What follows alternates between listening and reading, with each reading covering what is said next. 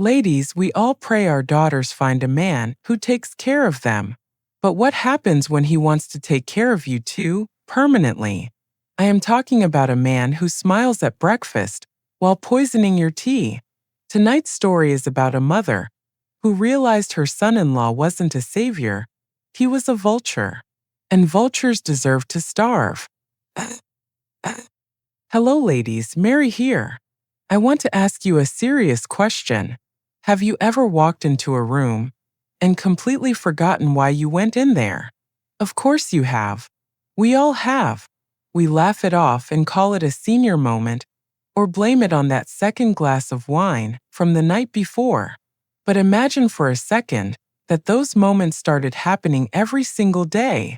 Imagine if you couldn't trust your own mind anymore. Imagine if the person bringing you your morning coffee and telling you that everything was going to be all right was the very person making you lose your mind. That is exactly where our friend Eleanor found herself.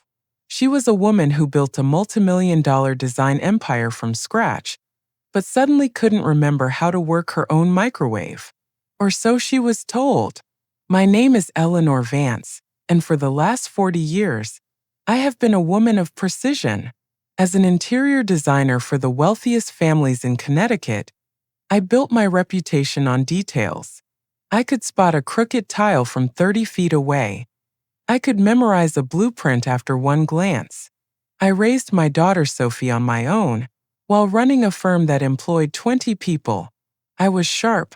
I was formidable. I was the woman you called when you wanted things done right. But that woman seemed to have died 6 months ago.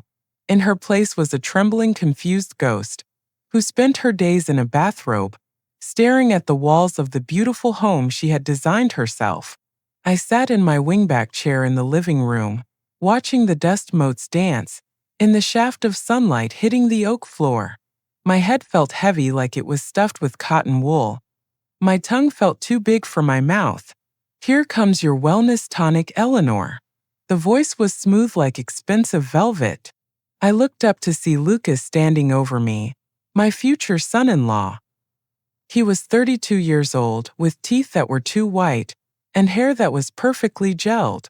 He wore those tight joggers that are fashionable now and a shirt that showed off his gym muscles. He held out a ceramic mug filled with a thick green liquid.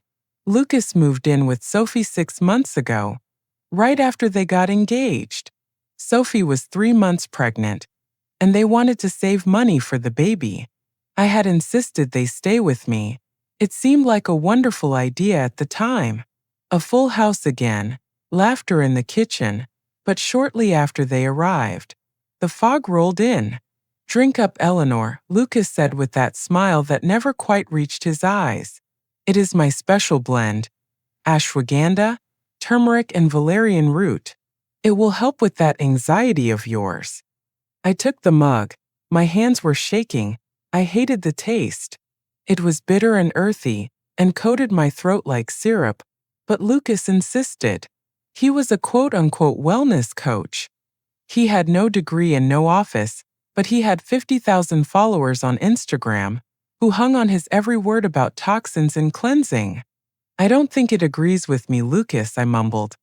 My words sounded slurpy even to my own ears. Nonsense, he said, patting my shoulder a little too hard. It is just the detox working.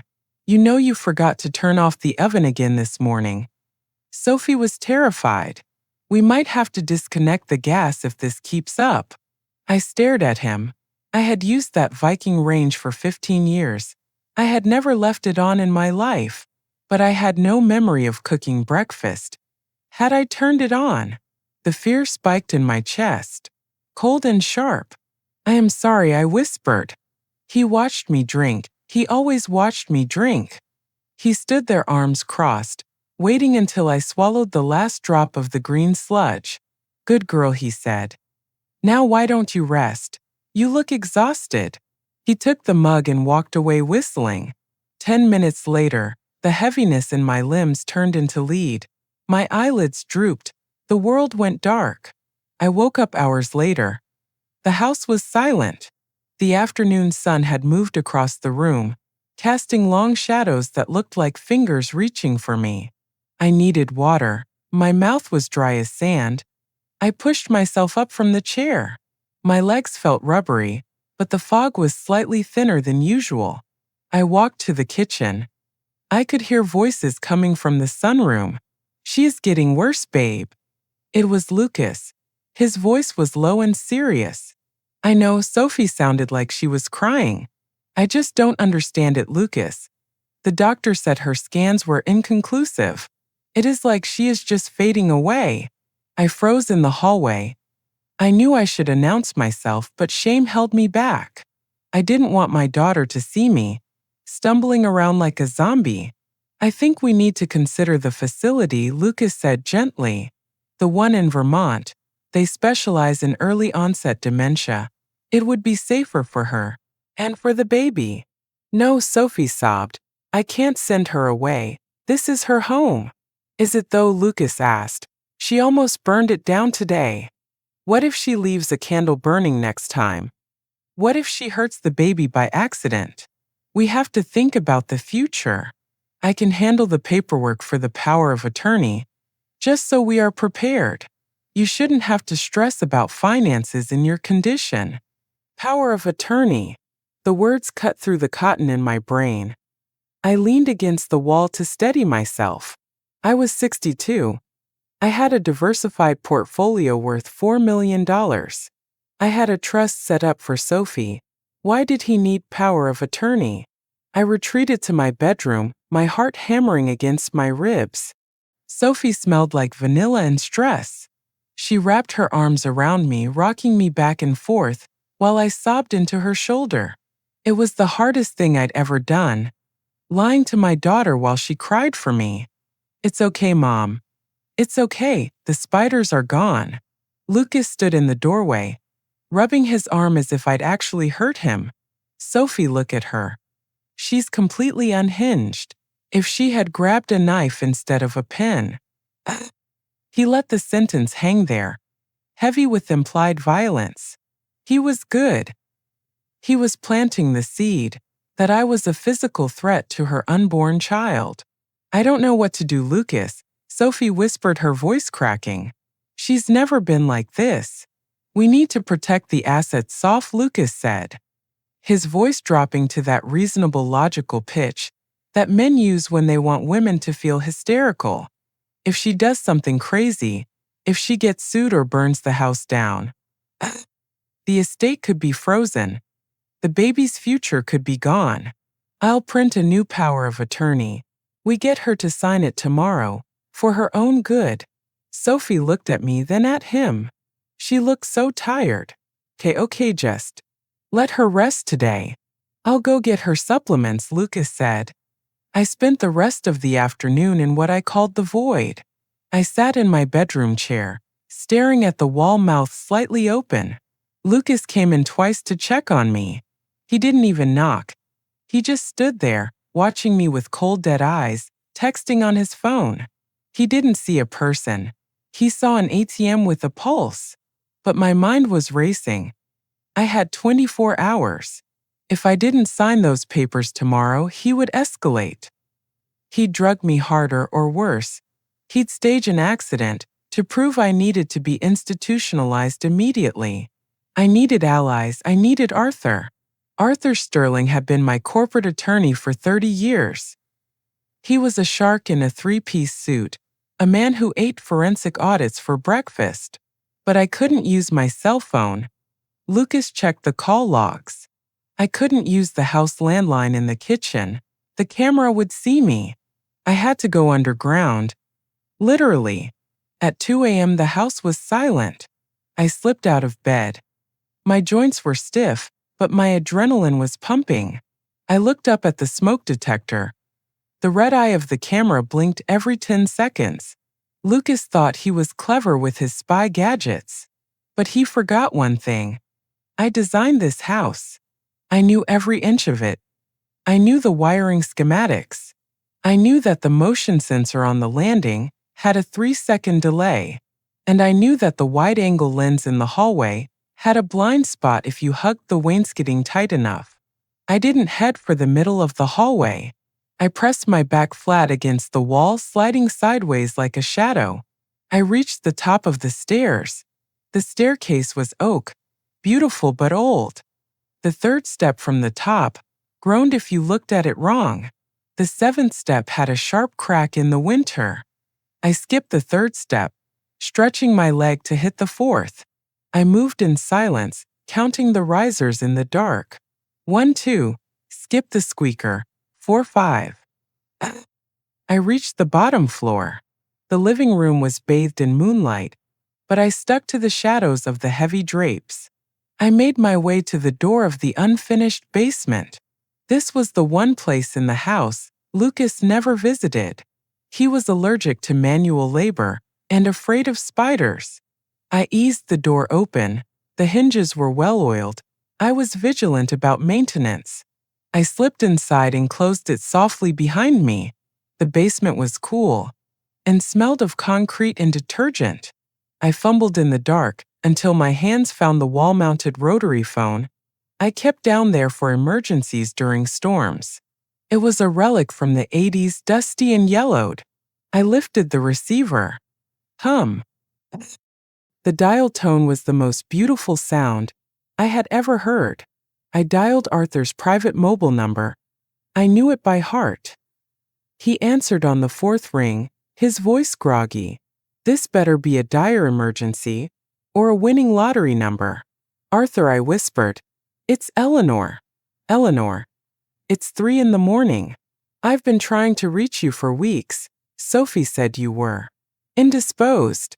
Listen to me very carefully, I said, my voice sharp and clear, stripping away the confused old lady act. I am not sick. I am being drugged. Lucas is poisoning me with antipsychotics, and he has cameras in the house. There was a pause on the line, then the rustle of bedsheets and the click of a lamp. The tone of his voice shifted instantly, from annoyed friend to high-powered attorney. Are you safe right now, he asked. For the moment. He's trying to force me to sign a power of attorney tomorrow. He's in deep with loan sharks, Arthur. He calls someone named Tony. He needs access to my liquid assets immediately. I'll send the police, Arthur said. I'll have a squad car there in 10 minutes. No, I hissed. If you send the police now, he'll claim I'm having a paranoid episode. He's been building a narrative of dementia for months. The drugs are in my system. I'll test positive. He'll have me committed before I can prove a thing, and Sophie is so brainwashed she'll let him do it. Then what do you want to do? I want to crush him, I said. The words tasted like iron in my mouth. I don't just want him gone, Arthur. I want him destroyed. I want to expose him so thoroughly that Sophie never looks back. I want him in prison. Okay, Arthur said slowly. I'm listening. I need a honey trap. He thinks I have a secret rainy day fund. Let's give him one. I need you to set up a dummy offshore account. Make it look messy, illegal, and loaded with cash. Something he thinks he can steal without anyone noticing. The Cayman route, Arthur mused. Classic and dangerous. Set it up. Send me the details disguised as a piece of junk mail. A travel brochure for the Cayman Islands. Can you do that by tomorrow afternoon? Eleanor, this is risky. If he figures it out. He won't, I cut in. Because he thinks I'm a drooling invalid. He's arrogant, Arthur. And arrogance makes you blind. I'll have the dossier dropped in your mailbox by noon, Arthur said. And Eleanor. Yes. It's good to hear your voice again. The real you. She's been sleeping, I said, but she's awake now. I hung up the phone. Getting back upstairs was harder than coming down. My legs were trembling not from age, but from the sheer terror of being caught. I inched up the basement stairs. I opened the door a crack. The kitchen was empty. I hugged the wall again, navigating the hallway. As I passed the guest room where Lucas slept, I heard a floorboard creak inside his room. I froze, I stopped breathing. I pressed myself into the alcove where the linen closet stood, making myself as small as possible. The door to his room opened. Lucas stepped out into the hallway. He was wearing boxers, his face illuminated by the glow of his phone. He looked right down the hall, toward where I was hiding in the shadows. My heart hammered against my ribs like a trapped bird. If he turned on the light, it was over. He scratched his stomach, yawned, and looked at the phone. "Tony, relax," he muttered to the screen. "You'll get your money." He turned and went into the bathroom. I didn't wait. I moved, fast and silent, avoiding the squeaky third step, gliding into my bedroom. I dove under the covers, just as I heard the toilet flush down the hall. I lay in the dark, staring up at the blinking red light of the smoke detector. My chest was heaving, but my mind was calm. Tomorrow, Lucas would try to force my hand. He would think he was closing the trap on a helpless rabbit. He had no idea he was actually stepping into a cage with a tiger. Lucas returned with the second mug, steaming in his hands. The smell hit me first. That sickly, sweet, earthy stench that I had forced myself to tolerate for 6 months, believing it was health. Now I knew it was poison. "Here we go, Eleanor," he crooned, setting it on the coaster. "Drink it while it is hot. It activates the enzymes." He sat on the sofa opposite me, picking up a magazine. He wasn't leaving. He was going to watch me drink it. My heart hammered against my ribs like a trapped bird. If I didn't drink it, he would suspect I was onto him. If I did drink it, the fog would come back, and I might never wake up again. I reached for the mug with a trembling hand. The tremor was real now, born of pure adrenaline. I lifted it to my lips. The steam coated my face. I pretended to take a sip but kept my lips pressed tight, letting the liquid touch only the outside of my mouth. I swallowed air, making a loud gulping sound. I murmured, lowering the cup. "It is spicy today." "Extra turmeric," Lucas said without looking up. "Good for inflammation." I needed a distraction. I needed 10 seconds of him looking away. "Lucas," I said, my voice pitching up into a whine. I think I hear the baby crying." He lowered the magazine, looking confused. "What baby?" "The baby isn't born yet, Eleanor. Sophie is still pregnant." I let my eyes widen in fake panic. No, I heard a baby. Upstairs, in the nursery. Someone is in the nursery. He sighed a heavy, dramatic exhale, of patience wearing thin. "Eleanor, there is no baby. But I will go check just to calm you down. Stay right there. Drink your tea." He stood up and headed for the stairs. As soon as his foot hit the first step, I moved.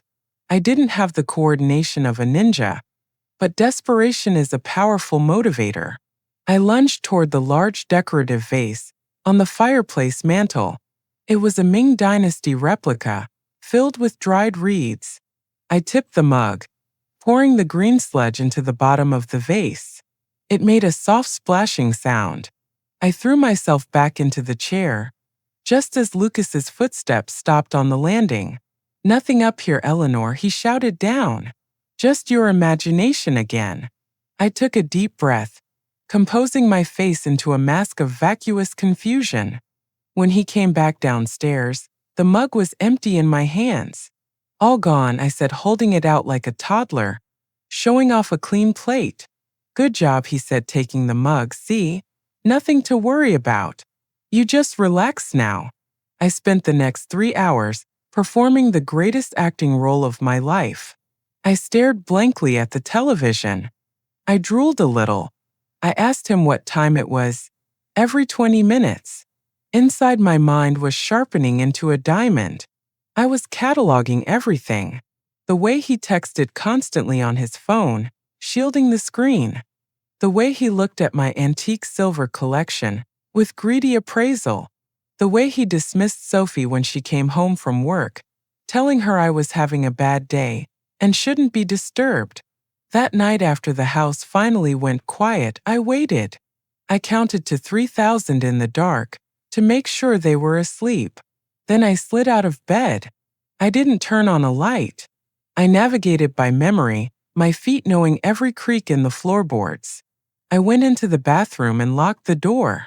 I pulled the blue pill from my robe pocket, the one I had saved the night before. I reached into the back of the vanity cabinet, where I kept an emergency kit. Inside was a magnifying glass. I held the pill up to the moonlight, filtering through the window. There was a tiny inscription on the casing, a sequence of numbers. I pulled out my smartphone.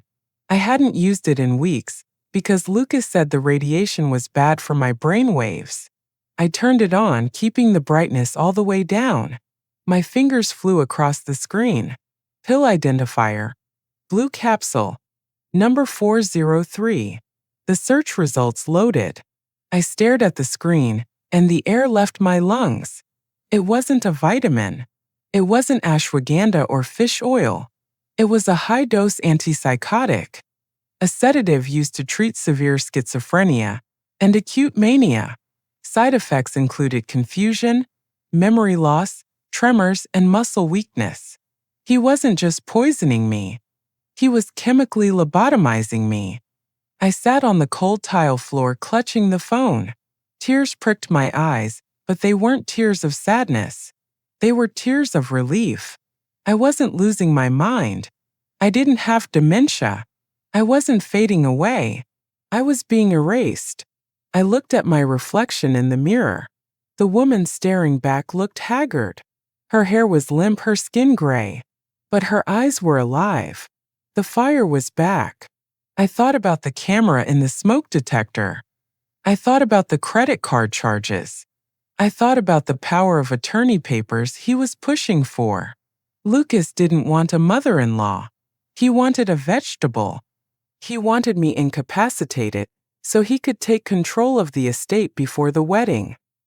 He was going to have me declared incompetent.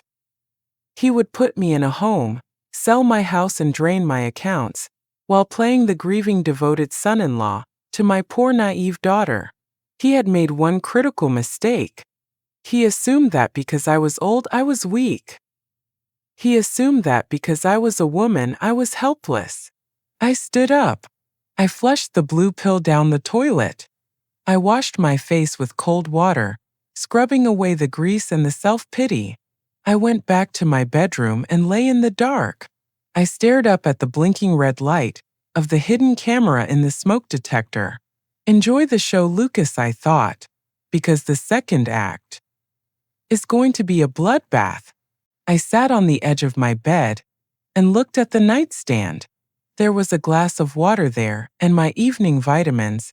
Lucas laid them out for me every night. 3 large capsules. Take your supplements, Eleanor, he would say. Brain food. I picked up one of the capsules. It was blue. I frowned. I remember buying fish oil last month. Fish oil was yellow. I didn't take them. For the first time in months, a spark of my old suspicion flared to life. I wrapped the pills in a tissue and shoved them deep into the pocket of my robe. That night I lay in bed pretending to sleep. My door creaked open. I kept my breathing steady. I could smell his cologne.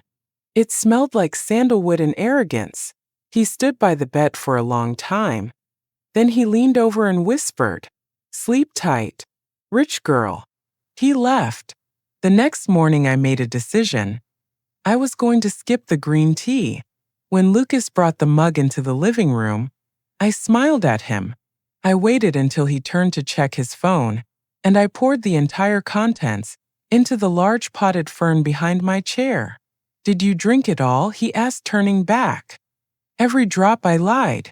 "Good," he said. An hour passed. 2 hours. I waited for the lead to fill my veins.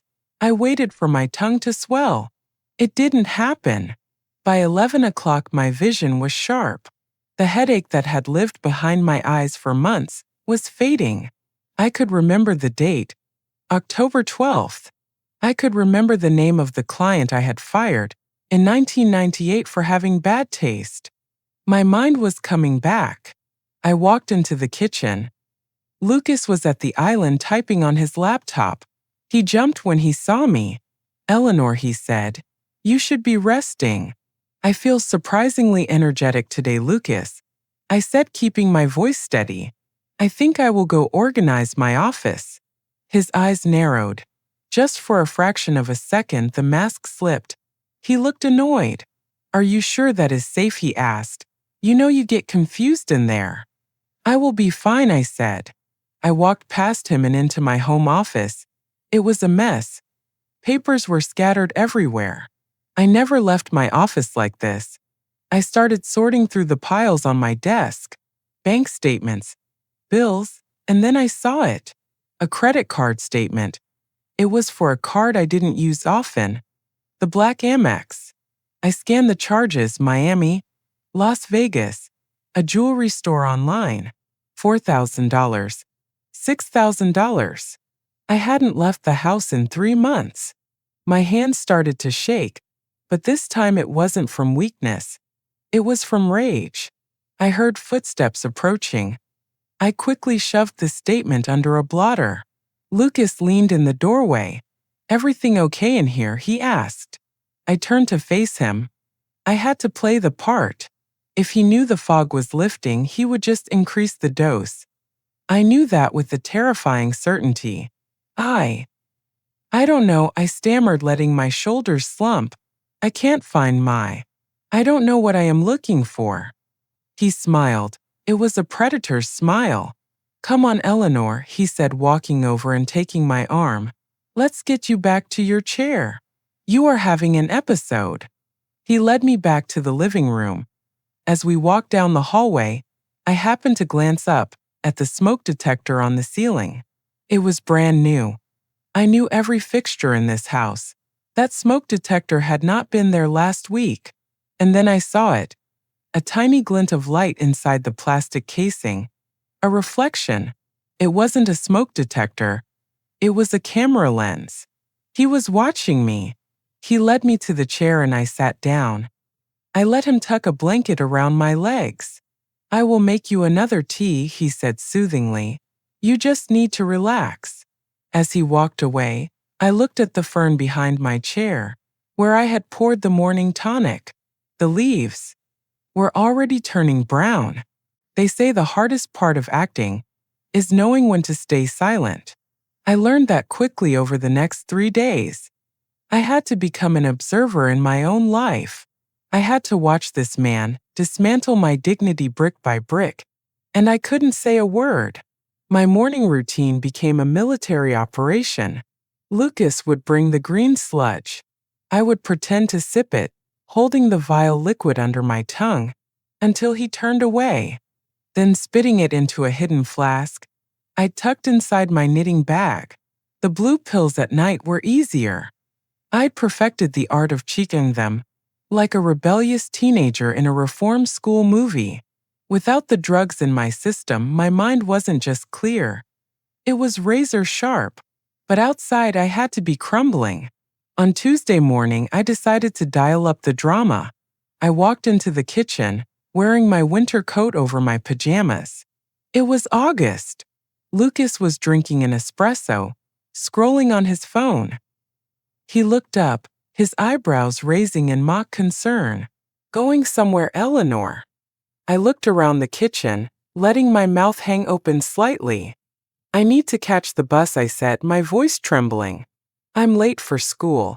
Sister Mary is going to be furious. It was a risk. I hadn't been to Catholic school since 1974. But Lucas ate it up. A slow, cruel smile spread across his face. Eleanor, you're 62. You don't go to school. You're retired. Remember? I blinked rapidly, feigning distress. No, my math test. I didn't study. Lucas stood up and walked over to me, guiding me out of my coat, like he was handling a toddler. There is no math test, Eleanor. You're confused again. You're safe here with me. Why don't you go sit in the sunroom? I have some important calls to make, and I need it to be quiet. I let him lead me to the sunroom. He positioned my chair facing the garden, effectively parking me in the corner. Stay, he commanded. I stayed, but I didn't sit. The moment he walked back into the living room, I slipped off my shoes. I crept to the doorway that connected the sunroom to the main living area. I pressed my back against the wall listening. The house was open concept, a design choice I had loved 10 years ago, and now thanked God for. The acoustics were perfect. Lucas was pacing. I could hear the rhythmic slap of his expensive sneakers on the hardwood. He was on the phone. "Yeah, she's totally gone today," he said. His voice was different when he wasn't talking to Sophie or me. It was harder. Nastier. "She thinks she's late for high school. It's pathetic, honestly." Pause. "No, I haven't got the signature yet. I'm waiting for the right moment. If I push too hard, Sophie gets wee pie. You know how she is." "Oh, it's my mommy. We have to be gentle." My hands clenched into fists at my sides. How dare he speak about my daughter like that? Like she was an obstacle. An annoyance. "Yeah, the wedding is in 3 weeks. I need the power of attorney signed by Friday. Once we're married, I have spousal influence, but I want control of the assets before the ceremony. I don't want a prenup messing with the flow, you know?"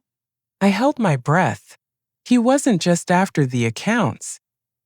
He was trying to bypass the prenup Sophie's lawyer, my lawyer, had drafted. "Listen, Tony, I told you I'd have the 50 grand by next month. The old lady has liquid assets. I can access the second I get that signature. She has a generic rainy day fund with like 200K in it. I'll transfer it to the crypto wallet, wash it, and you'll get your cut." Tony. Gambling debt, loan sharks, or just a partner in crime. It didn't matter. Lucas was desperate, and desperate men are sloppy. "I need to go," Lucas said. "I think she's trying to eat a plant or something." He hung up. I scrambled back to my chair, threw myself into it, and stared blankly at a ficus tree. When Lucas rounded the corner, I was humming a nursery rhyme, rocking back and forth. He watched me for a long moment. I could feel his gaze crawling over me. He wasn't looking at a person. He was looking at a paycheck. "You're really losing it, aren't you?" he whispered. He pulled a folded document from his back pocket. He tapped it against his thigh. "Maybe we can get this done today," he muttered to himself. "Why wait?" He walked over and knelt beside me. He put on his good son-in-law face. It was terrifying how quickly the mask slid back into place. "Eleanor, sweetie." I looked at him, letting my eyes drift out of focus.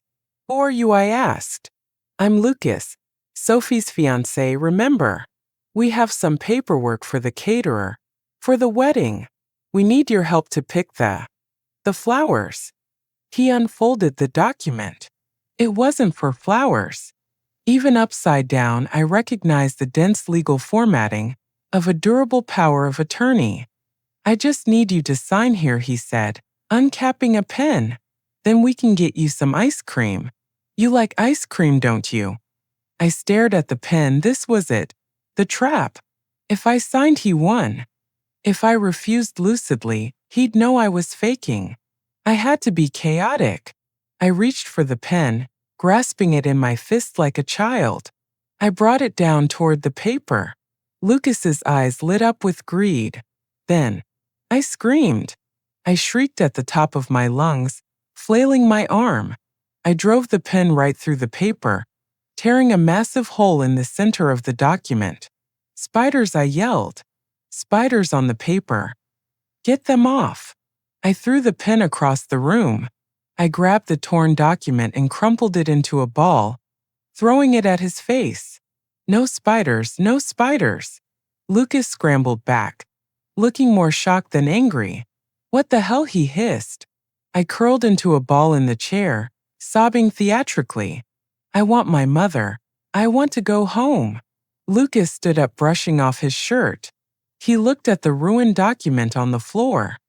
He ran a hand through his perfect hair, his face twisting in frustration. "You crazy old bat," he muttered. Then, the front door opened. "Mom, Lucas." It was Sophie. She was home early for lunch. Lucas's face transformed instantly. The frustration vanished, replaced by a look of tragic exhaustion. "Sophie, thank God," he said, rushing to the hallway. "It's been a nightmare. She's having a breakdown. She just attacked me." I stayed curled in the chair, peeking through my fingers. The war had begun, and I had just won the first battle. You know the old saying, you can catch more flies with honey than with vinegar. Well, that's true. But when you're trying to catch a rat, honey isn't enough. You need cheese. And in my world, cheese looks a lot like an offshore bank statement with 7 figures on it. Wednesday arrived with a suffocating humidity. The air in the house felt heavy, or maybe that was just the tension, radiating off Lucas. He was pacing the kitchen like a caged tiger, his phone glued to his ear, whispering furiously about liquidity and deadlines. I sat at the kitchen island, staring at a bowl of oatmeal. I had no intention of eating. I was performing my morning fog routine. Drooping eyelids, slight tremors in the hands. "Lucas," I mumbled, letting my spoon clatter against the ceramic.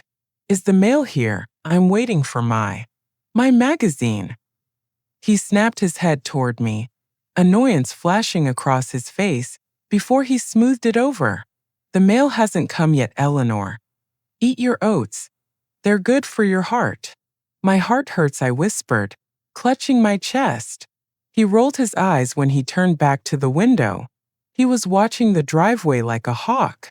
He was waiting for a courier, probably with more legal papers. But I was waiting for a courier too. At 11 a.m. a blue van pulled up. A delivery boy in a generic uniform walked up the path, carrying a thick glossy envelope. "I'll get it," Lucas barked, practically sprinting to the door. He snatched the package, ripped it open, and frowned. "Junk," he muttered, tossing it onto the console table. "Just some stupid travel agency brochures. Cayman Paradise. Who sends this garbage?" My heart leaped. "Arthur, you magnificent genius." Cayman, I perked up, my voice trembling with fake excitement. "Oh, I remember. I wanted to go there, with Richard. Before. I started to cry, soft, pathetic sniffles. Lucas sighed, the sound of a man burdened by a heavy cross. Fine. Look at the pictures, Eleanor. Just stop crying." He tossed the brochure onto my lap and stormed back into his office to take another call. I waited until the door clicked shut. Instantly, the tears stopped. I opened the brochure. It was a masterpiece of forgery. Arthur had laminated pages of resort photos, but slipped inside the back flap was a micro SD card taped to a picture of a palm tree, and a single folded document printed on heavy bond paper. I palmed the SD card and slipped it into my bra. Then I pulled out the document. It was a bank statement from Guardian Offshore Holdings, Cayman Islands. Account holder Eleanor Vance. Balance $3,250,000. Status unclaimed. Requires in-person activation or notarized POA. It was fake. Every cent of it. But it looked real enough to make a desperate man salivate. Now I had to plant it. I shuffled into the living room, clutching the brochure. I knew where the cameras were now. One in the smoke detector, one on the bookshelf disguised as a Bluetooth speaker. I sat in my usual chair. I opened the brochure and let the bank statement fall out. I stared at it, looking confused. I traced the numbers with my finger, mouthing 3 million. Then I acted scared. I looked around guiltily, as if I had found something I wasn't supposed to see. I quickly shoved the paper into the middle of my knitting basket, burying it under balls of yarn. I stood up and shuffled away to the bathroom. Once I was inside the bathroom, the only room I was fairly certain didn't have a camera. Though I changed in the dark just in case, I locked the door. I pulled a small tablet from my laundry hamper where I'd hidden it. Sophie's old iPad she thought she'd lost. I inserted the SD card. Arthur's investigator had been busy. A file opened. Subject Lucas Miller alias. Real name Julian Trent. I scrolled and my blood turned to ice. Julian Trent, age 34. Con artist. Bigamist. Suspect in 2 suspicious death cases in Florida. There were photos. Julian with a 70-year-old woman in Boca Raton. She looked happy. The next photo was her obituary. Accidental overdose. Julian with a 55-year-old divorcee in Scottsdale. She looked radiant. The next photo was a foreclosure notice on her home. She was currently living in a state-run facility. The report detailed his MO. Target wealthy, lonely women or their daughters. Isolate the matriarch. Introduce health regimens involving heavy sedatives. Gain power of attorney. Liquidate assets, disappear. He wasn't just a thief. He was a killer who used pharmacology instead of a gun. I looked at the photo of him smiling with the woman in Boca. He had the same look in his eyes that he gave Sophie. I felt a wave of nausea so strong, I almost threw up. He had been sleeping down the hall from me. He had been touching my daughter. I heard a noise outside. Eleanor, what are you doing in there? It was Lucas. He sounded breathless. I'm using the toilet, I yelled back, my voice wavering. Hurry up, he said. I need to help you find your knitting. Sophie wants you to knit something for the baby. He had found it. He had seen me on the camera hiding the paper. He had checked the knitting basket. The trap had snapped shut. Thursday morning felt like the eye of a hurricane. The air was still, but the pressure was dropping so fast my ears popped. I sat at the dining room table, dressed in my favorite silk robe, the one Lucas hated because he said it looked moth-eaten. I had my hands folded in my lap, trembling just enough to sell the performance.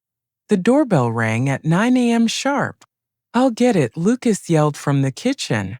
He was wearing a suit. He never wore suits.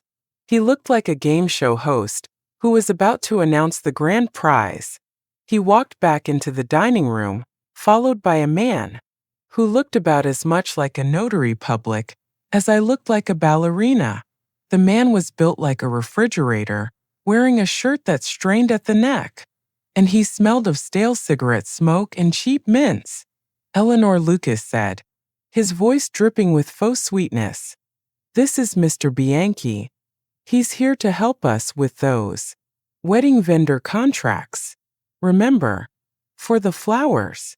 Flowers, I blinked looking at the refrigerator man. I like hydrangeas. Right, hydrangeas. We just need your signature to authorize the deposit, Lucas said. He placed a thick leather folder on the table. Sophie walked in from the hallway. She looked terrible. Eyes puffy, hair pulled back in a messy bun. She stopped when she saw Mr. Bianchi. Who is this, she asked, crossing her arms over her baby bump.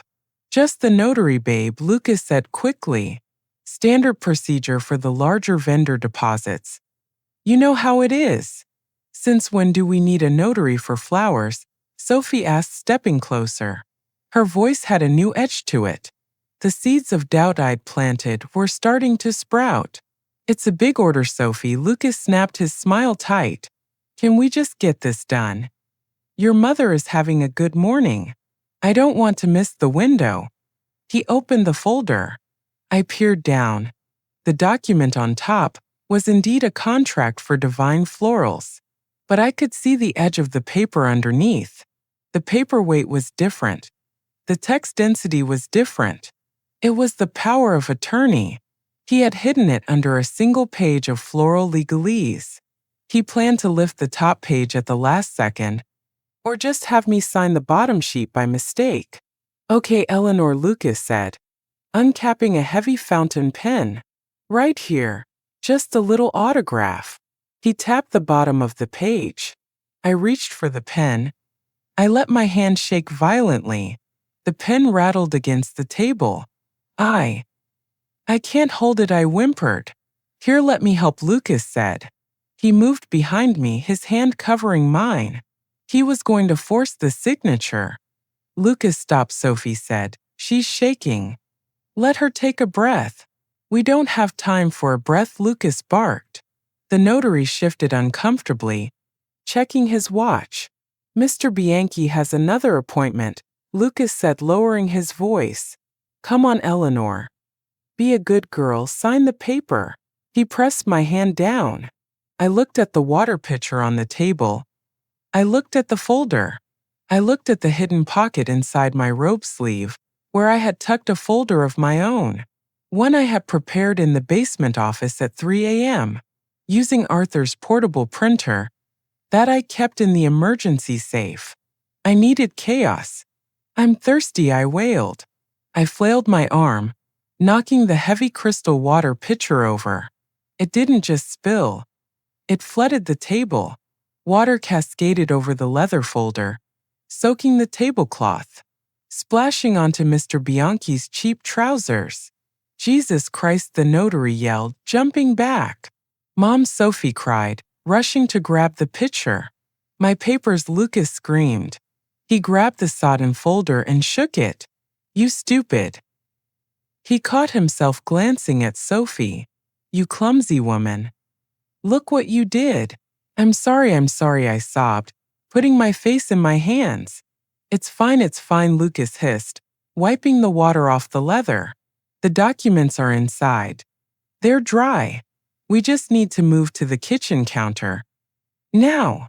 He grabbed my arm and hauled me up. Sophie was busy throwing towels on the table. Mr. Bianchi was drying his pants. For 3 seconds, in the hallway between the dining room and the kitchen, Lucas was ahead of me, and Sophie was behind me. I reached into my robe. I pulled out my dry, identical leather folder. I saw the wet folder in Lucas's hand. He was distracted, looking back at the notary. Come on, Bianchi, he yelled. He set the wet folder on the kitchen island. He turned to the fridge to grab a bottle of water for himself. In that second, I made the switch. I slid the wet folder under a pile of mail on the counter and placed my dry folder in its place. When Lucas turned back, he saw the leather folder sitting there. Okay, he panted. Okay, let's try this again. He opened the folder. The Divine Florals cover sheet was there. He didn't check the pages underneath. Why would he? He had just watched me drench the table. He thought I was a senile, clumsy mess. Sign, he commanded. I picked up the pen. My hand stopped shaking. I looked him dead in the eye for a fraction of a second, a moment of clarity that made him blink. Then I looked down and signed my name. Eleanor R. Vance. Done, Lucas exhaled, snatching the paper away before the ink was even dry. He handed it to the notary. Notarize it. Date it for yesterday. Mr. Bianchi stamped it without reading it. He handed it back to Lucas. Lucas grinned. It was a terrifying feral thing. He held that folder to his chest, like a winning lottery ticket. Good job, Eleanor, he said, patting my cheek. You just secured your legacy. He had no idea. I flushed the toilet. The universal sound of give me a minute. In that rush of water, I shoved the tablet deep into the hamper, burying it under a pile of dirty towels. The SD card went back into my bra. I unlocked the door and shuffled out, clutching my stomach, face slack. I think I ate something bad, I mumbled. Lucas didn't even look at me. He grabbed my arm, his grip bruising. You're fine. Come on, Sophie called. She really wants you to finish that blanket for the baby. Where is your knitting? He dragged me to the living room. He didn't even wait for me to sit down. He snatched the knitting basket from the floor and started rummaging through it, like a raccoon in a trash can. Yarn balls rolled across the floor. Needles clattered. And then, he found it. He pulled out the crumpled Guardian Offshore Holdings statement. I watched his face.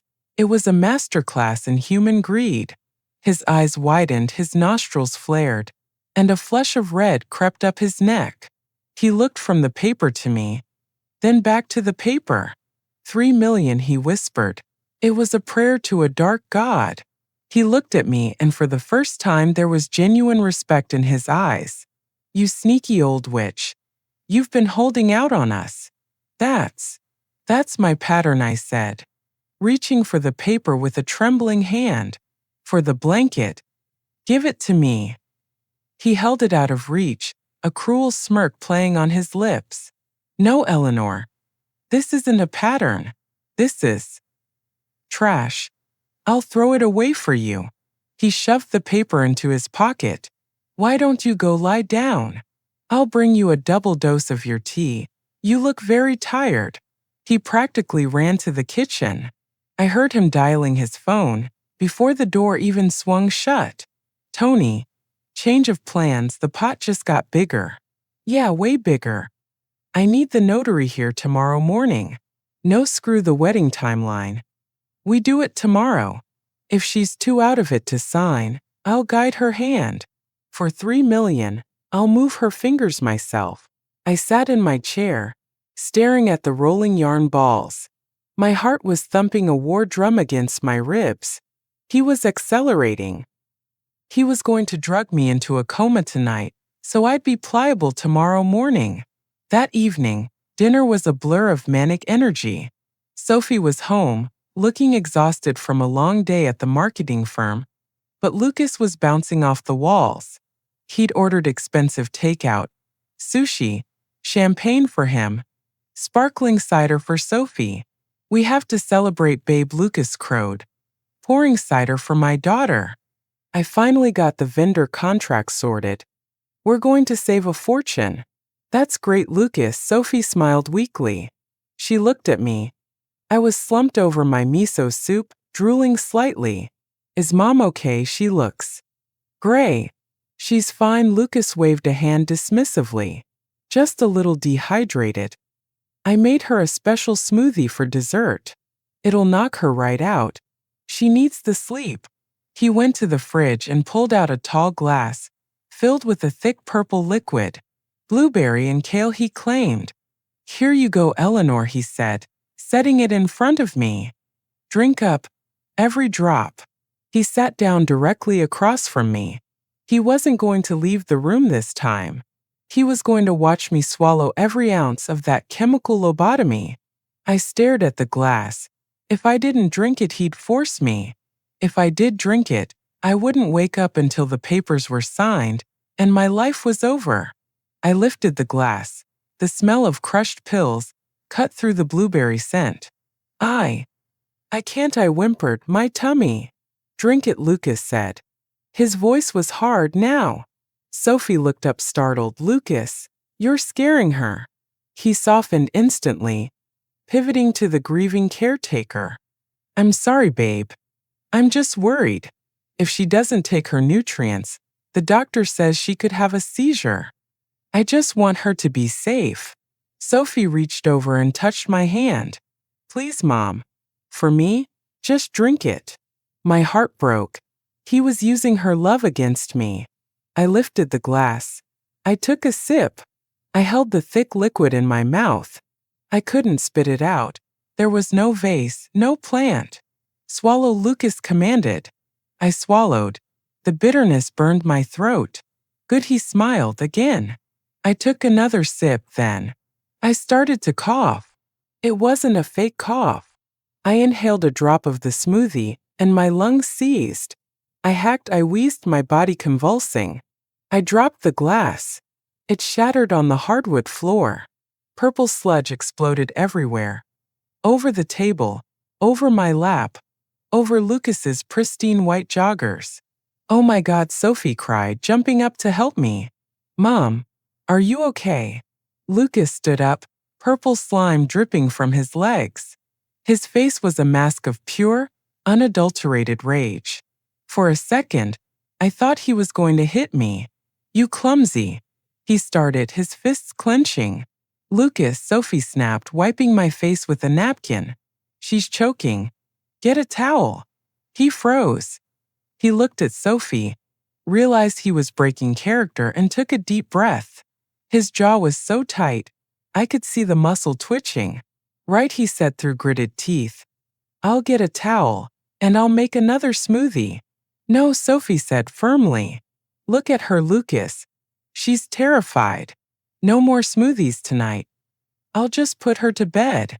But the doctor said. I don't care what the doctor said, Sophie yelled. It was the first time she had raised her voice at him in months. She's my mother, not a project. I'm putting her to bed. End of discussion. She helped me up. Come on, Mom.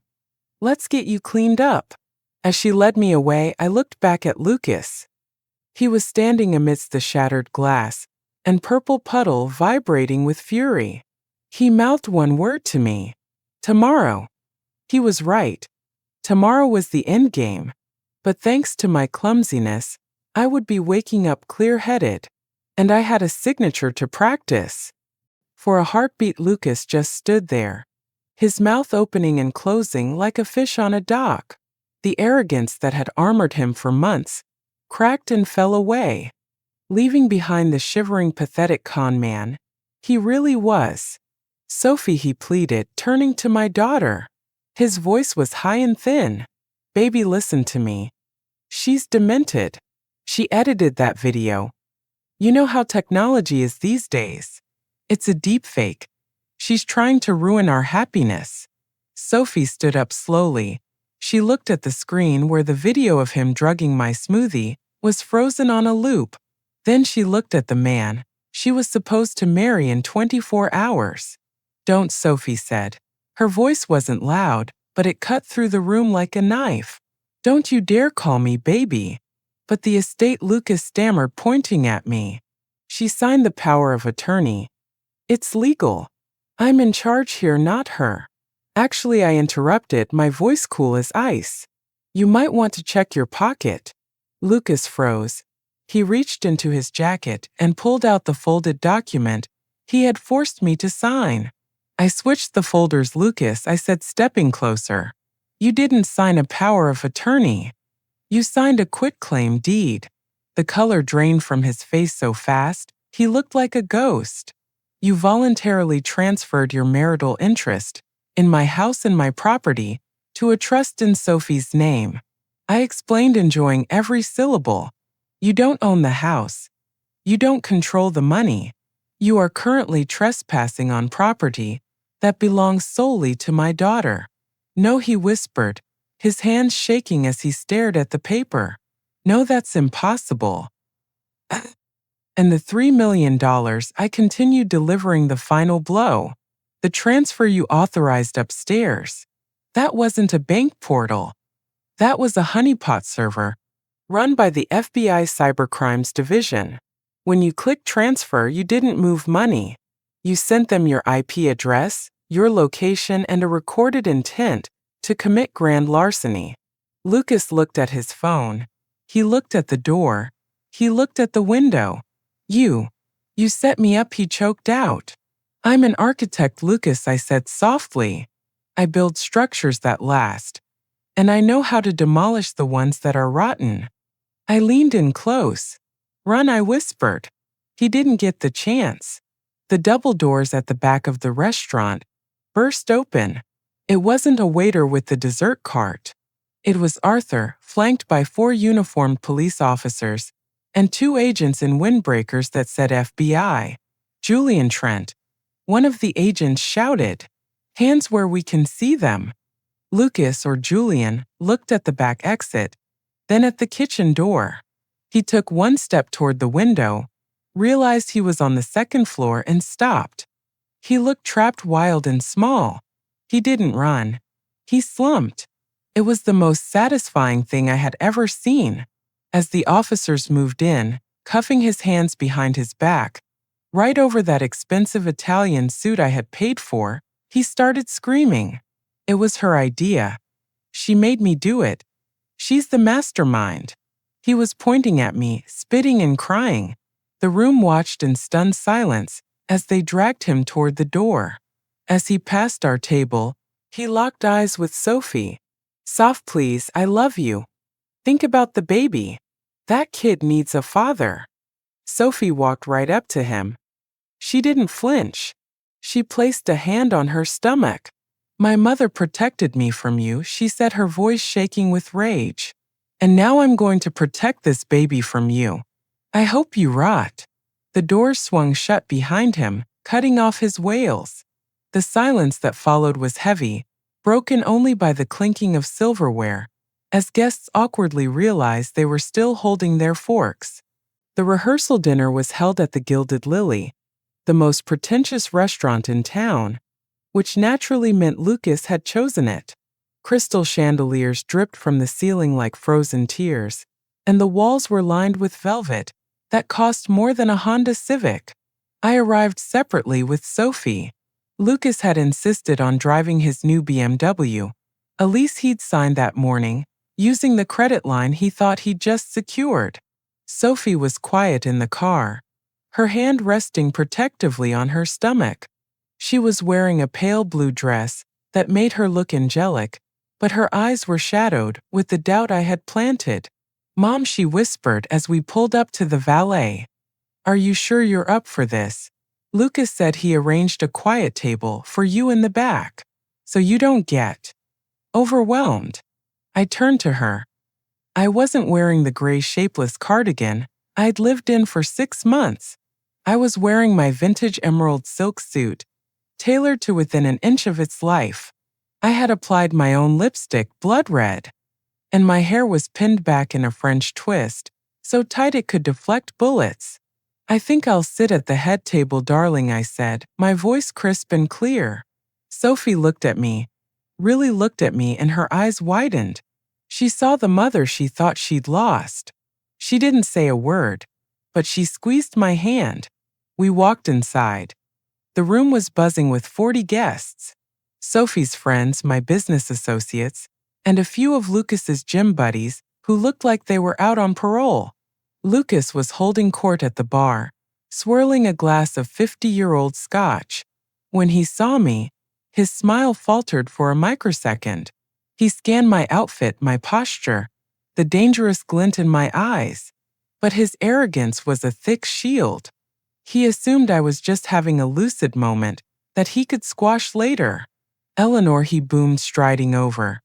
"Look at you, playing dress up. Let's get you seated. The nurse is over there in the corner." He tried to grab my elbow.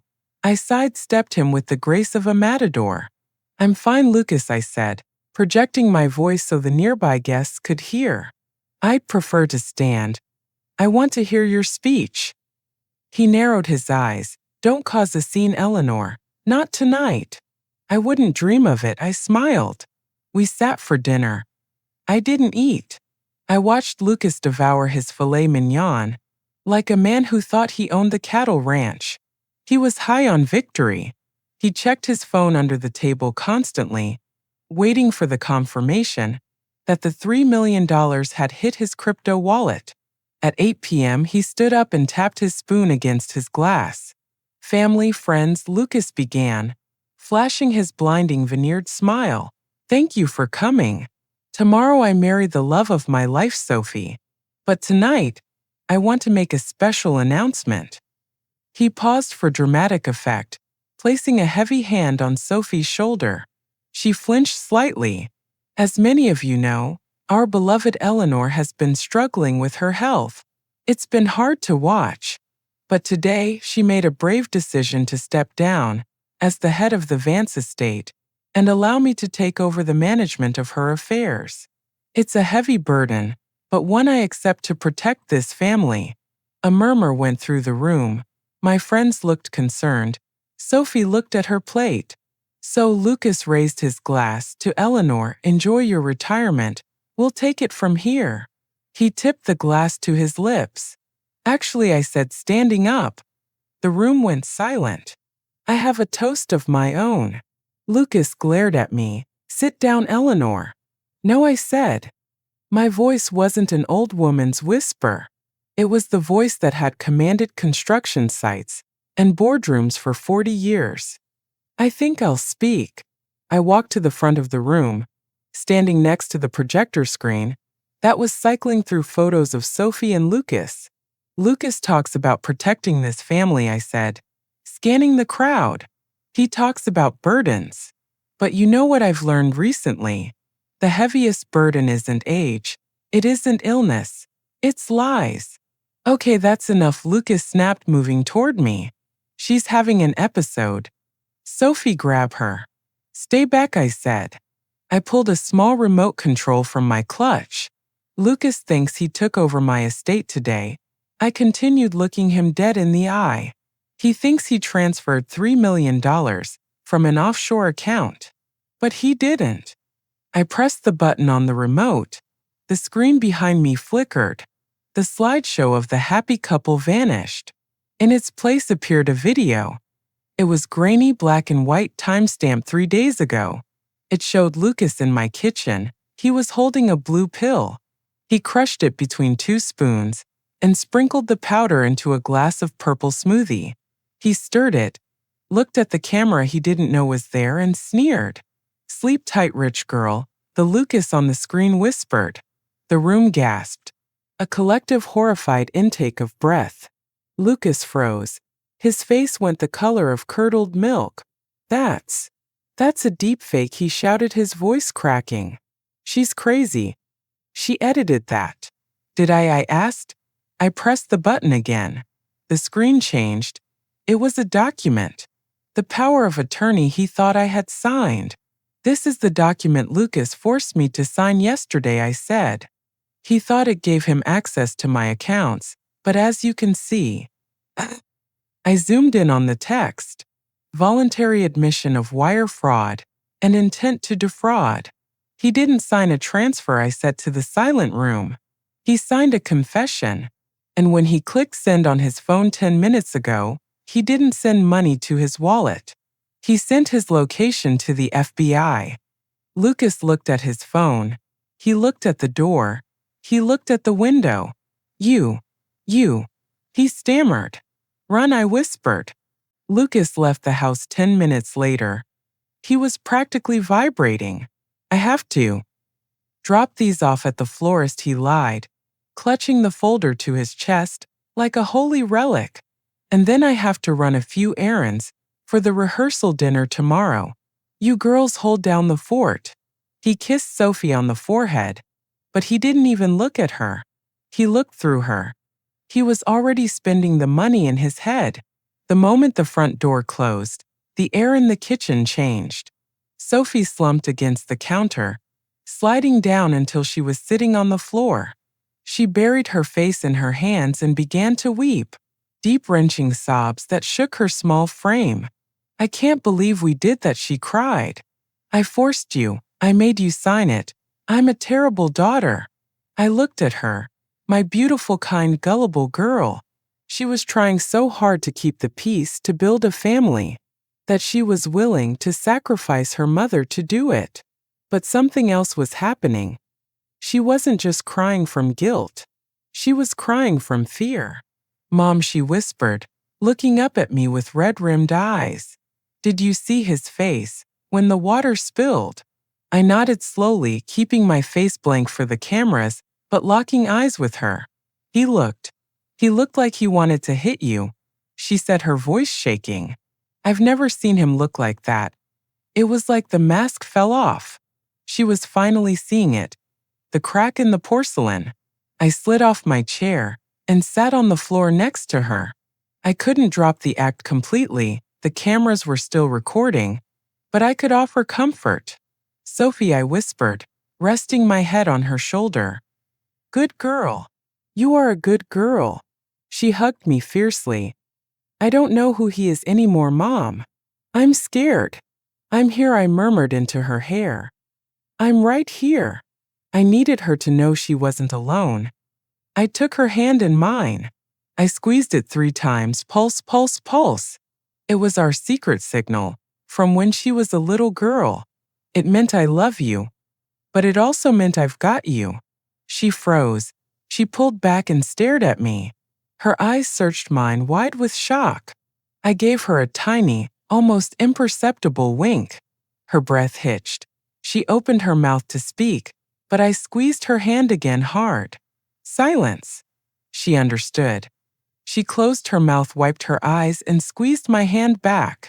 3 times. We sat there on the kitchen floor, 2 Allied soldiers in enemy territory, waiting for the war to start. Lucas returned at 5 p.m. He wasn't walking, he was strutting. He was wearing a new watch, a Rolex Submariner, that I knew for a fact cost $15,000. He must have put it on a credit card, anticipating the windfall. Ladies, he announced, throwing his arms wide. Great news! The florist accepted the contract. Everything is handled. He walked over to the fridge and pulled out a bottle of Dom Perignon. Lucas, Sophie asked, eyeing the champagne. Her voice was steady, now guarded. Where did you get the money for that? And for the watch? Don't worry about it, babe, he grinned, popping the cork. Investments paid off. We are liquid. We are rich. And tomorrow night at the rehearsal dinner, I have a big announcement.